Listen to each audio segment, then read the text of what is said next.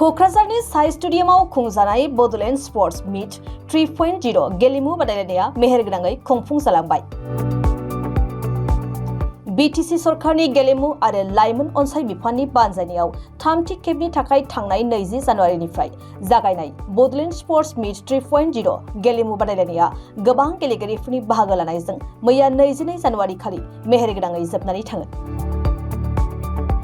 बिटिआरनि दरबा जिल्लाफोर फारियै क'क्राझार, चिरां, बाक्सा, उदालगुरि आरो तामुलपुर जिल्लानि खमैबो 1200 लाइमोन गेलेगिरिफ्रा बे गेलेमु बादायलायनायाव बाहागो लाफैदों।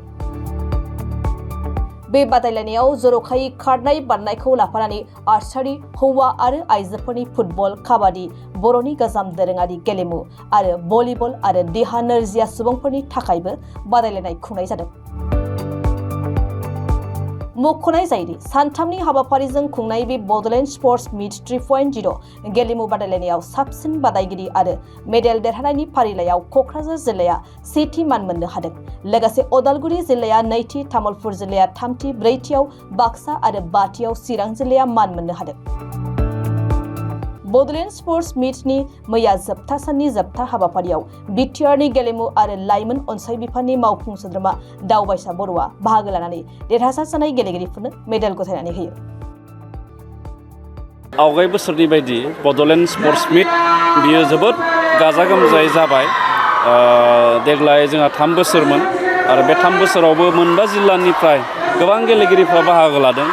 बेहाय जोंनि दोरोङारि गेलेनाय जायखौ जों इन्डिजिनियास गेम होनना बुंदों आरो देहायारि लोरबांथि सुबुं जायखौ पेरा स्पर्ट्स होनदों बेखौबो जोङो थांनाय बोसोरनिफ्राय बे बड'लेण्ड स्पर्ट्स मीटआव जों सोफादेरनाय जादों आरो गोबां डिसिप्लिन एबा इभेन्ट्सखौ जों बे बड'लेण्ड स्पर्ट्स मीटआव सोनाय जादों आरो जों मिजिंथिदों जे बे बड'लेण्ड स्पर्ट्स मीटखौ खुंनायनि गेजेरजोंनो जोंनि बड'लेण्ड ओनसोलनि गेलेगिरि आरो फरायसुला फरायसुलि इयुन जोलैखौ जोङो गेलेनायनि बिथिंनि फारसे जोङो गोसो बोगथाब होनो हागोन।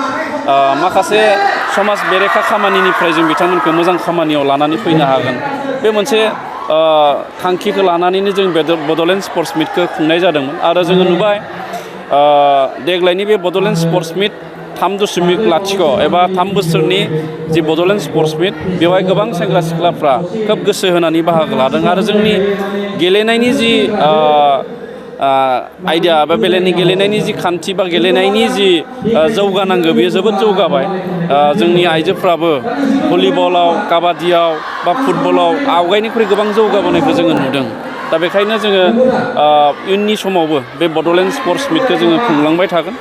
जोंहा मार्च दानाव फैबाय थानाय 2025 बे मार्च दानाव बड'लेण्ड स्पर्ट्स पलिसि बेखौ जोङो लागोन। बेहाय 5 बोसोरनि थाखाय जों मोनसे बिथांखि आरो 25 बोसोरनि थाखाय जों मोनसे बिथांखि बेखौ लानानै जोङो जोंनि बड'लेण्ड ओनसोलाव गेलेमुखौ जों जौगाहोनायनि खामानिखौ जों मावनो नागिरदों।